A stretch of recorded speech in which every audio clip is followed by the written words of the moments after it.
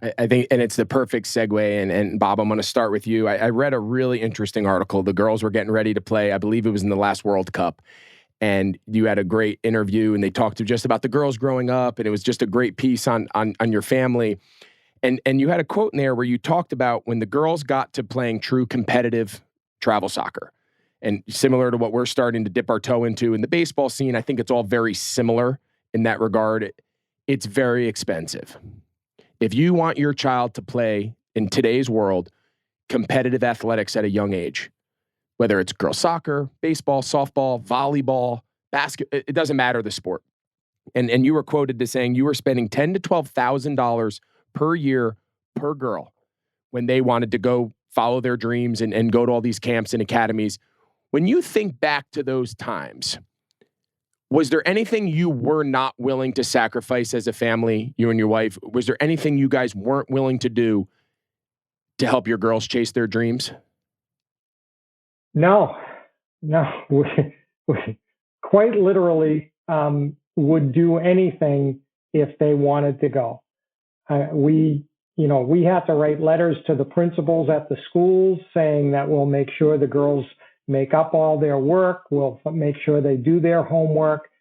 As you say, financially, we had to come up with the funds that it took.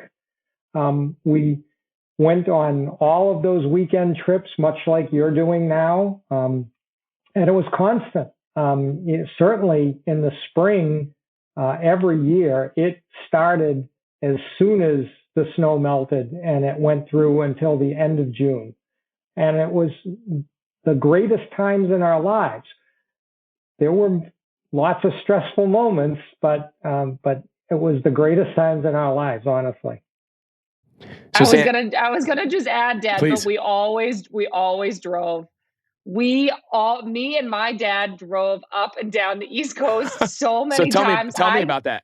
Like, what is that road trip you and Dad look like going to a soccer camp, going to a soccer tournament? Yeah, well, we'd go with my friend Corey and her dad, who was good friends with my dad. And we'd go pick them up in Norwood, Massachusetts, and we would just drive. We drove to West Virginia. It was like 12 hours. We drove home from Florida one time because it was like a snowstorm situation. It was crazy. So I just remember we would go all four of us as a family when Kristie and I were playing the same tournament. And it's officially halftime for the record. It's halftime. He's changing sweatshirts. Did you see? He just put on his Gotham sweatshirt? He gave me a heads up. Don't worry. That's why I didn't panic. I knew exactly what he was doing. Oh my God! It's officially halftime. If for just the listeners, my dad had on a Kansas City sweatshirt. It's halftime, and he just took it off and put on his Gotham sweatshirt, which is my sister's club team. So it's a proud papa.